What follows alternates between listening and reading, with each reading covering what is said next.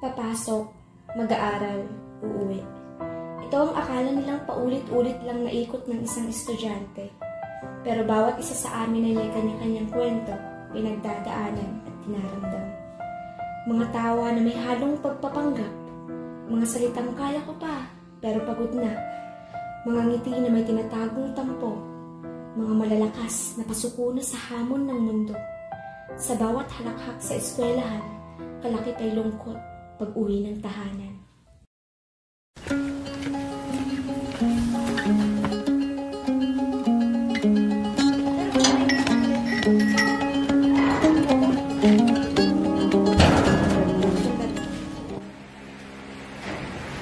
Hi, Sisi Rex! Hi! Did you see Mom and Dad? For the mano lang sana akes? Sige ate ko, ilakas mo pa yung boses mo nang marinig ka ni Daddy. Anyway, si Mommy nandyan sa kusina, then si Daddy I think kakaalis lang. Hoy, te! Tulala ka na naman dyan. Anong ganak mo? Nag-overthink ka. Kain ako, te. Di ko knows kung paano may papakilala yung sarili ko. Kung si Jonathan ba o si Jonah Bells. Ay, naku. Forget the negative vibes. Whatever.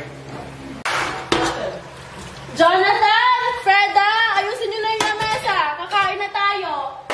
Pauwi na rin siguro yung dati nyo mamaya. Coming! Okay, Ma'am. Andyan na po. OMG, andyan na si Daddy Bells. Hindi ko siya umalis. Andyan na siya. Hoy, Jonathan! Ano itong nababalita mo sa mga kumpare ko, ha?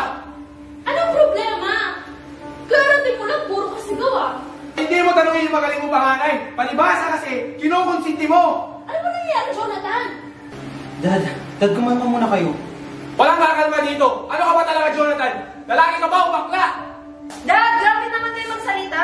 Huwag ka mangyayang dito. Hindi ikaw ang kausap ko. Si Jonathan ang kausap ko. Anak, bakla ako! Yung panganay mong anak, bakla! Yung magpupulis mong anak, bakla! Kahit ilang babae pang ipakita mo sa akin, pakilala mo, bakla ako! Ganito ako! Carl! Carl, ano ba? Ano ba nangyayari sa'yo, anak? Ibigay naman namin sa inyo lahat ah.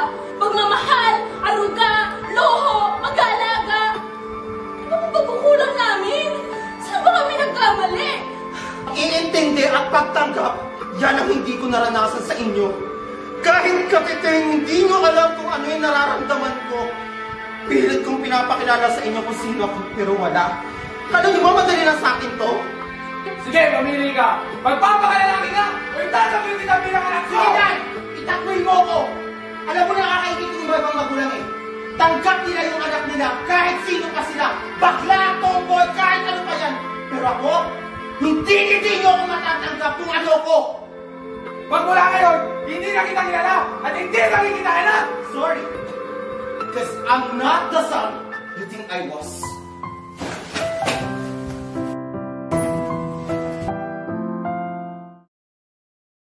Boss, paano daw? Ilan ka, boss? Kasi, boss.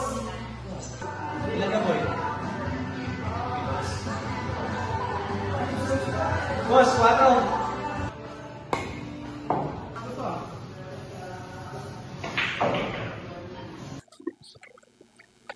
Joshua! Joshua! Joshua! Saan ka galing? Sa mall siguro. Trip ko lang kasi itong uniform ko eh. Huwag kang piloso po ah. Saan pa? Hindi sa school. Ano naman ito nababalitaan ko sa mga teachers mo? Na hindi ka na naman daw pumapasok ng school. Ano ba naman yan, Joshua? Pag-aaral na nga lang yung gagawin mo, hindi mo pa magawa. Lagi ka pa nga daw sa bilyaran eh. Mapapakain ka ba ng bilyaran na yan, ha? Dalda ka ng dalda. Pagpahingayin mo nga muna ako.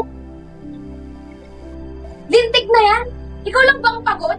Sa tingin mo ba hindi ako napapagod? Bakit? Ano naman na nakapagod mo? Visit? Parang hindi naman ako nawala ng magulang mo. Gawa ka ng gawa, parang si mama.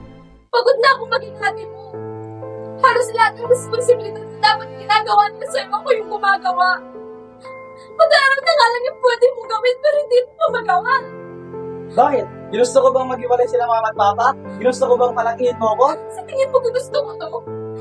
Sa tingin mo choice ko to? Sa tingin mo gusto ko maging panganay sa ating dalawa? Ha? Bullshit, hindi ako yung nagluwala sa'yo, pero responsibilidad kita dahil kapatid kita. Tumigil ka na, ingay-ingay mo. Kapatid kita eh. Siyempre, responsibilidad kita. Kakampi tayo, di ba? Para sa'yo lang din naman itong ginagawa ko. Tulungan mo naman ako. Magtulungan naman tayo.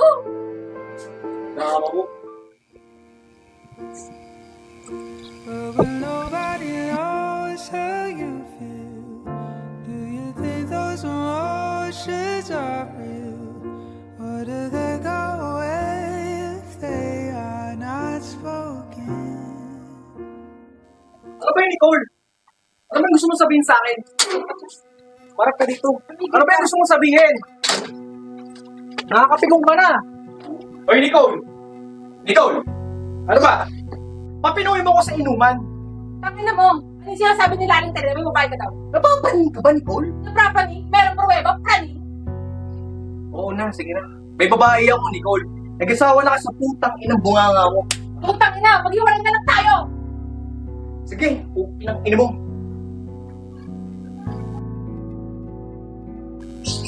Tega, nagawin na sila mama at papa. Wala yun. Hindi mo naintindihin. Parang di nabago sa atin. Okay ka lang ba? Ba't parang lungkot mo? Hoy Joshua, makinig ka. Kahit anong mangyari, andito lang ako.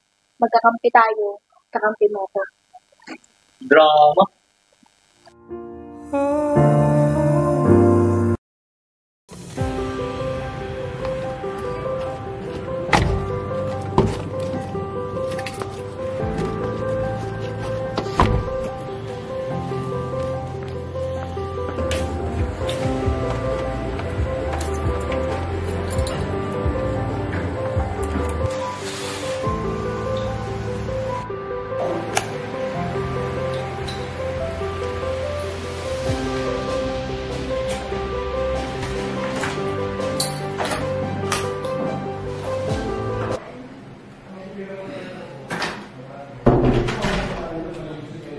Di ba sabi ko sa inyo, ayusin nyo na yan? Ma, nagluto ako for our lunch. Let's eat. Mamaya na, busy ako eh. Yun nga, yung papers na sinasabi ko sa inyo, pakiayos na ako. Ma. Oh, ano yun? Biela ko. Tara, treat mo naman ako. Nak, medyo busy pa ako eh. Eto na lang. Here. Bumili ka or treat yourself. Do whatever you want. Ma naman, ang kailangan ko, ikaw. Nak, itong ginagawa ko, para sa'yo din naman. Para sa akin? Para sa sarili mo yan. Huwag mo kong sisigawan na, pagod ako. Pagod ka? Mas pagod ako? Tinanong mo ba ako kung kumusta ako? Kung paano ko nakuha to? Kung paano ko pinaghirapan to? Gabi-gabi ako nag-aantay sa'yo dito, ma. Nag-aantay ako na kung pwede mo akong samahan kumain. Kakain lang tayo pero hindi mo pa magawa. Gano'n ka kasakit, gano'n mo naatin na magkasama tayo sa isang bahay pero hindi mo nagagampanan yung pagiging ina mo. Ang dami-dami mong kadramahan. Itong ginagawa ko para sa'yo. Para sa akin? Para sa sarili mo yan. Dahil kung para sa akin yan, bibigyan mo ako ng oras tuwing kailangan kita. Kailangan ko ng nanay, hindi ang pera mo. So, hi guys! Good afternoon po. Welcome back ulit sa live selling po natin. Pero before po tayo mag-start, maghintay po tayo ng 5 viewers bago ako mag-start. So, hi Erica! You're here again. Hoy, pero pati ka pumasok. Andito ka na naman. Nakita mo kakatapos ko lang ng live sell.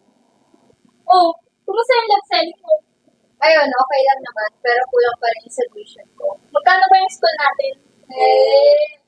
Magkano ang kulang ang solution mo? Malaki pa rin naman.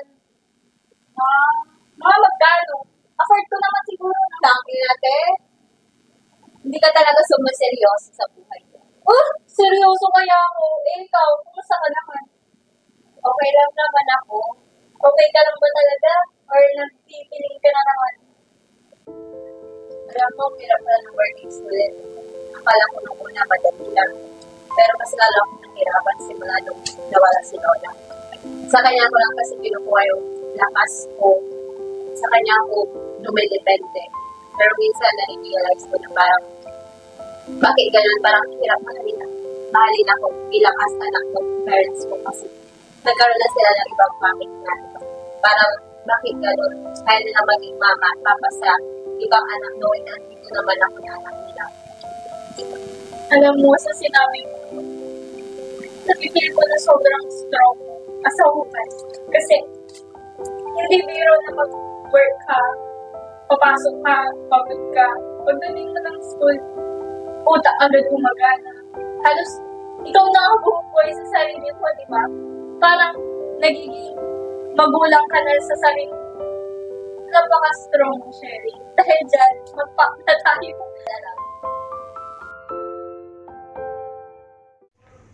Tunay ngang hindi matitibag ng pagsubok. Ang taong may pangarap, huwag kang tumigil lumaban. Dahil may naghihintay sa'yo, tagumpay.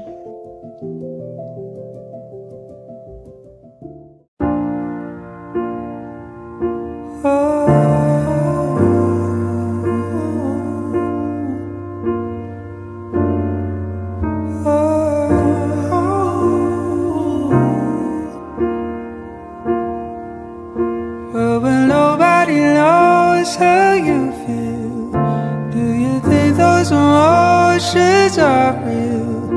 Or do they